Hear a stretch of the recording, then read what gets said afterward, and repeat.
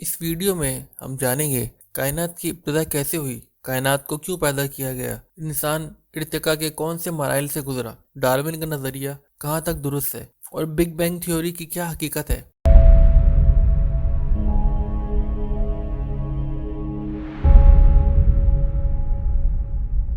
ہمیں سب سے پہلے یہ بات سمجھنی ہوگی، جو اللہ پر ایمان رکھتا ہے وہ کبھی بھی قرآن و حدیث کے خلاف نہیں جائے گا، چاہے سائنس کچھ بھی کہتی رہے، کیونکہ قرآن و حدیث قیامت تک کے لیے ہے، مگر سائنس کی تھیوریز ہمیشہ تبدیل ہوتی رہتی ہیں، اور یہ بات بھی ہم سب جانتے ہیں۔ آج جو پوری دنیا میں سائنسی ٹیکنالوجیز ہیں وہ سب یہود و نصارہ کے ہاتھ میں ہے، اور یہود و نصارہ کبھی اسلام کے دوست نہیں ہو سکتے، اس لیے اللہ پاک نے ان کے لیے غیر المغضوب علیہم ولا الضالین فرمایا۔ ان پر اللہ پاک کا غضب ہے، تو جو سائنس کی بات قرآن و حدیث کے مطابق ہو اس کو ہم تسلیم کرتے ہیں، اور جو بات قرآن و حدیث کے خلاف جائے گی اس کو ہم تسلیم نہیں کریں گے۔ میں اس بات کو تسلیم کرتا ہوں، یہ مسلمانوں کی سب سے بڑی کمزوری ہے کہ انہوں نے ٹیکنالوجی کی طرف توجہ نہ دی، جس کی وجہ سے آج پوری دنیا میں مسلمان پستی کا شکار ہیں۔ سب سے پہلے جانتے ہیں کہ اللہ پاک نے اس کائنات کو کیوں تخلیق فرمایا۔ جب ہم قرآن و حدیث کی طرف دیکھتے ہیں تو ہمیں کئی ایسے ریفرنس ملتے ہیں کہ جس سے ظاہر ہوتا ہے کہ اسلام نے ہمیں ازل سے لے کے ابد تک سب کچھ تفصیل سے بتا دیا، جو کچھ ہو چکا اور جو کچھ ہونے والا ہے۔ اس کائنات کی ابتدا ایسے ہوئی کہ جب کچھ بھی موجود نہ تھا، جب اللہ پاک نے ارادہ فرمایا کہ میں پہچانا جاؤں، میری عبادت کی جائے۔ حدیث قدسی میں ہمیں یہ ملتا ہے، میں چھپا ہوا خزانہ تھا، جب میں نے ارادہ کیا کہ میری عبادت کی جائے تو میں نے اپنے نور کے فیض سے اپنے حبیب صلی اللہ علیہ وسلم کے نور کو پیدا فرمایا۔ اس کا حوالہ مصنف عبدالرزاق میں ملتا ہے۔ یہاں میں ایک بات واضح کر دوں کہ جو لوگ کہتے ہیں کہ قرآن میں ہمیں ایسا کچھ نہیں ملتا کہ جس سے یہ بات واضح ہو کہ اللہ نے اپنے نبی کے نور کو سب سے پہلے تخلیق فرمایا، تو میرے بھائی، قرآن مجید اللہ کا کلام ہے۔ یہ قانون کہاں لکھا ہے کہ جو صرف قرآن میں ہو اس کو مانا جائے، حدیث کریمہ کا انکار کر دیا جائے؟ اگر کوئی شخص صحیح حدیث کو نہیں مانتا تو اس کا مطلب یہ ہے کہ وہ قرآن کو بھی نہیں مانتا۔ وہ ایسے کہ پیارے مصطفیٰ صلی اللہ علیہ وسلم کی زبان ایک ہے مگر کلام دو ہیں۔ قرآن کو ماننے سے پہلے ہمیں حدیث کو پہلے لازمی ماننا پڑے گا کہ پیارے مصطفیٰ صلی اللہ علیہ وسلم نے فرمایا کہ کیا قرآن ہے اور کیا حدیث ہے۔ اب آئیں، امام عبدالرزاق فرماتے ہیں کہ مجھے حضرت معمر رضی اللہ تعالیٰ عنہ نے، ان سے ابن مکندر نے، اور انہیں حضرت جابر رضی اللہ تعالیٰ عنہ نے بیان کیا کہ میں نے رسول اللہ صلی اللہ علیہ وسلم سے پوچھا کہ اللہ تعالیٰ نے سب سے پہلے کون سی چیز پیدا کی؟ آپ صلی اللہ علیہ وسلم نے فرمایا، اے جابر، وہ تیرے نبی کا نور ہے۔ اللہ تعالیٰ نے اسے پیدا فرما کر اس میں سے ہر خیر پیدا کی اور اس کے بعد ہر شے پیدا کی۔ جب نور محمدی کو پیدا فرمایا تو اسے 12,000 سال تک اپنے قرب میں رکھا، پھر اس نے نور محمدی کے 4 حصے کیے۔ ایک حصے سے عرش و کرسی، دوسرے حصے سے حاملین عرش، تیسرے حصے سے خازنین کرسی پیدا کیے، اور چوتھے حصے کو مقام محبت پر 12,000 سال رکھا۔ پھر اسے 4 حصوں میں تقسیم کیا، ایک سے قلم، دوسرے سے جنت۔ پھر نور کے چوتھے جز کو مقام رجا پر 12,000 سال تک رکھا۔ پھر 12,000 سال تک نور محمدی کو رکھنے کے بعد رب تعالیٰ نے اس پر نظر کرم فرمائی تو اس نور کو پسینہ آیا، جس سے 1,24,000 نور کے قطرے جھڑے، تو رب تعالیٰ نے ہر قطرے سے انبیاء اور رسولوں کی روح پیدا کی۔ پھر ارواح انبیاء نے سانس لیا، تو رب تعالیٰ نے ان کے انفاس سے تا قیامت اولیاء، شہداء، سعداء اور فرمان برداروں کی ارواح کو پیدا فرمایا۔ اب یہاں آدم علیہ السلام کی تخلیق سے قبل ہمیں ایک بزرگ کی روایت ملتی ہے، جس کو صرف مسلمان ہی نہیں بلکہ سائنسی دنیا میں ان کے نظریات کو تسلیم کیا جاتا ہے اور اس پر ریسرچ کی جاتی ہے۔ ان کا نام ہے محی الدین ابن عربی۔ انہوں نے عالم ارواح کے حوالے سے ایک جگہ لکھا کہ دنیا میں جو جس کا دوست ہوتا ہے یا جس سے محبت کرتا ہے، یقیناً عالم ارواح میں ان کی روحیں دوست ہی رہی ہوں گی اور آپس میں روحوں میں محبت رہی ہوگی۔ پھر رب نے عرش و کرسی اور لوح و قلم، جنت اور اس کی نعمتیں، ملائکہ اور 7 آسمان، عقل و توفیق اور تمام ارواح کو پیدا فرمایا۔ اب یہاں سوال پیدا ہوتا ہے، زمین و آسمان کی پیدائش کی تفصیل کیسے ملے گی؟ کیا کوئی دھماکہ رونما ہوا تھا جس سے اس دنیا کی تخلیق کا آغاز ہوا، جس کو سائنس آج مانتی ہے کہ دنیا کی تخلیق سے قبل گیسز تھیں، اس میں تغیر و تبدل ہوا جس کو بگ بینگ کا نام دیا جاتا ہے؟ وہ ایسا دھماکہ ہوا جس سے دنیا وجود میں آئی۔ یہ تو تھی سائنسی تحقیق۔ اب اسلام اس بارے میں ہمیں کیا رہنمائی کرتا ہے؟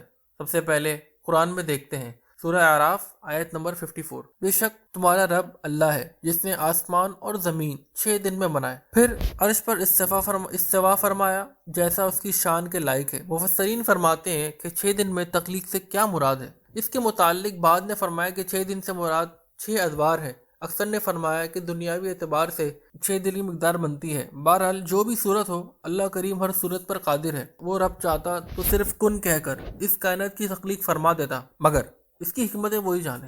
اس سے ہم یہ اندازہ لگا سکتے ہیں کہ ہمیں اشارہ دیا جا رہا ہے کہ بندے ہر کام میں جلدی نہ کریں بلکہ آہستگی سے کریں۔ پھر رب تعالیٰ نے زمین و آسمان کی پیدائش کے بعد سب سے پہلے فرشتوں کو پیدا فرمایا۔ فرشتوں کی تخلیق کیسے ہوئی؟ فرشتوں میں سب سے پہلے اللہ تعالیٰ نے 4 مقرب فرشتوں کو پیدا فرمایا، جن کے نام حضرت جبرائیل، حضرت میکائیل، حضرت عزرائیل، حضرت اسرافیل ہیں۔ ان کے بعد رب نے فرشتوں کی تخلیق فرمائی تاکہ وہ اللہ کی پاکی بیان کریں۔ چنانچہ سورہ زمر آیت نمبر 75۔ وَتَرَى الْمَلَائِكَةَ حَافِّينَ مِنْ حَوْلِ الْعَرْشِ يُسَبِّحُونَ بِحَمْدِ رَبِّهِمْ، اور تم فرشتوں کو دیکھو گے عرش کے آس پاس حلقہ کیے اس کی تعریف کے ساتھ اس کی پاکی بولتے ہیں۔ فرشتوں کی تعداد رب تبارک و تعالیٰ کے سوا کوئی نہیں جانتا۔ چنانچہ سورہ مدثر کی آیت نمبر 31 میں ارشاد ہوا مَا يَعْلَمُ جُنُودَ رَبِّكَ إِلَّا هُوَ، اور تمہارے رب کے لشکروں کو اس کے سوا کوئی نہیں جانتا۔ فرشتوں میں اللہ تعالیٰ نے عقل و شعور پیدا فرمایا ہے مگر نفس پیدا نہیں کیا۔ وہ معصوم ہیں، کھاتے پیتے نہیں ہیں۔ فرشتوں کی سانس بھی تسبیح ہے۔ فرشتوں کی خوشبو گلاب کے پھول جیسی ہے۔ سبحان اللہ و بحمدی ان کی تسبیح ہے۔ فرشتے معصوم ہیں، لہذا ان کا حساب بھی نہیں ہوگا۔ فرشتوں کی پیدائش کے بعد اللہ پاک نے جنوں کو پیدا فرمایا۔ جنات اور ابلیس کی تخلیق کیسے ہوئی؟ سورہ رحمان آیت نمبر 15۔ وَخَلَقَ الْجَانَّ مِن مَّارِجٍ مِّن نَّارٍ، اور اس نے جن کو بغیر دھوئے والی آگ کے خالص شعلے سے پیدا فرمایا۔ وَالْجَانَّ خَلَقْنَاهُ مِن قَبْلُ مِن نَّارِ السَّمُومِ، اور ہم نے اس سے پہلے جن کو بغیر دھوئے والی آگ سے پیدا فرمایا۔ مخلوق کی پیدائش کے متعلق ایک حدیث میں یوں فرمایا گیا، مسلم شریف حدیث 2996۔ حضرت عائشہ صدیقہ رضی اللہ تعالیٰ عنہ سے روایت ہے کہ رسول اللہ صلی اللہ علیہ وسلم نے فرمایا، فرشتوں کو نور سے پیدا فرمایا، ابلیس کو خالص آگ سے پیدا کیا۔ ہمیں یہ معلوم ہو سکتا ہے کہ جنات کو رب تعالیٰ نے کس دن پیدا فرمایا، آئے ہمیں اس حوالے سے چند ریسرچ ملتی ہے۔ ابن جریر، ابو حاتم اور ابو شیخ کتاب العظمہ میں حضرت ابو العالیہ رضی اللہ تعالیٰ عنہ سے روایت کرتے ہیں کہ اللہ نے فرشتوں کو بدھ کے دن پیدا فرمایا، جنوں کو جمعرات کے دن، اور حضرت آدم علیہ السلام کو جمعے کے دن پیدا فرمایا۔ کیا اس بات کی کوئی حقیقت ہے کہ جب کوئی انسان پیدا ہوتا ہے تو اس کے ساتھ 9 جنات پیدا ہوتے ہیں؟ جامع البیان جلد 9 صفحہ نمبر 85 پر نقل ہے۔ حضرت عمر بقالی رضی اللہ تعالیٰ عنہ فرماتے ہیں، جب انسان کا ایک بچہ پیدا ہوتا ہے تو جنات کے ہاں 9 بچے پیدا ہوتے ہیں۔ کیا جنات کے رہنے کی کوئی خاص جگہ ہے یا جنات کہیں بھی رہ سکتے ہیں؟ امام طبرانی معجم کبیر جلد 371 پر حدیث 1143 نقل کرتے ہیں، حضرت بلال بن حارث فرماتے ہیں، ہم حضور صلی اللہ علیہ وسلم کے ساتھ ایک سفر میں تھے تو آپ قضاء حاجت کے لیے تشریف لے گئے۔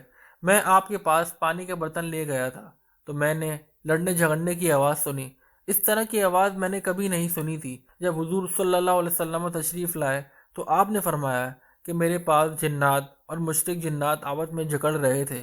ان لوگوں نے مجھ سے درخواست کی کہ میں انہیں رہنے کی جگہ دے دوں، تو میں نے مسلمان جنات کو ٹیلوں چٹانوں میں جگہ دی اور مشرک جنات کو پست زمین یعنی گڑھوں، گھاٹیوں اور غاروں میں رہنے کی جگہ دی۔